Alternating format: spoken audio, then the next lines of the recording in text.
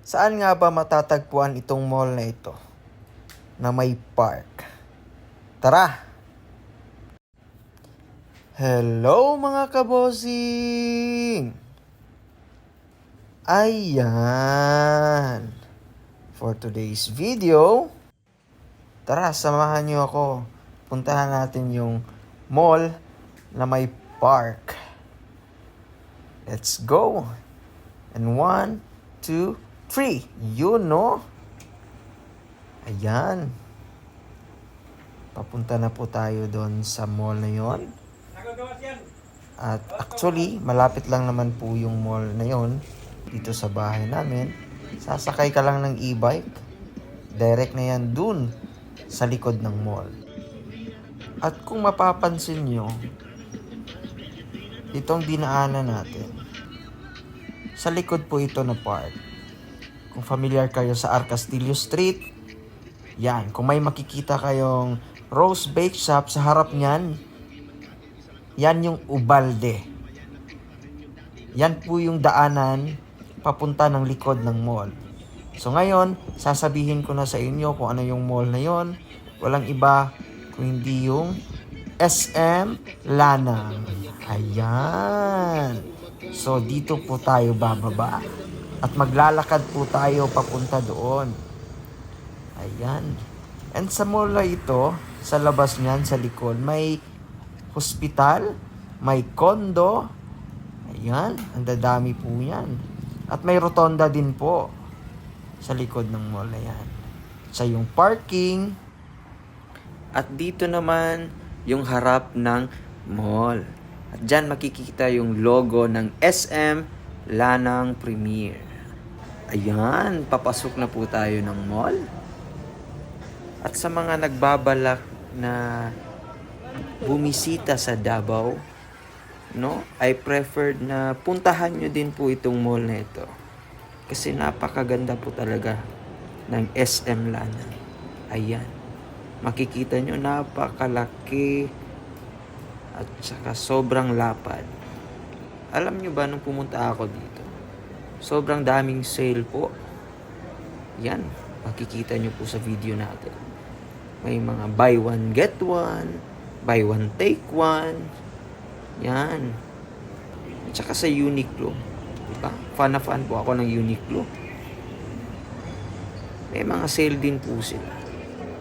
At dito sa part na to, ito po yung pinakamagandang puntahan dito sa SM Lanang. Dahil dito natin matatagpuan yung mall na may park. Ayan. So, i-enjoy nyo lang po yung video natin.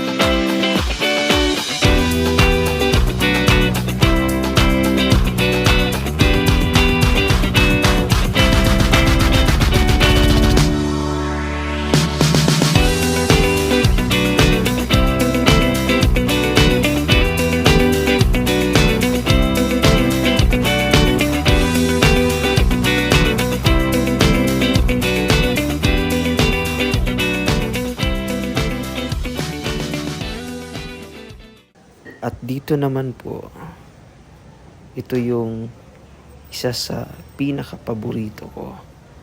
Kasi masarap dito tumambay. Kahit ilang oras ka pa dito magtatambay, walang problema. Basta open lang yung mall. O di ba napaka-relax lang. Ayan, pababa na tayo. At dito naman po sa first floor. Ayan. Sa side na ito, lahat po yan kainan. Galing dito sa Vikings papunta dun sa dulo.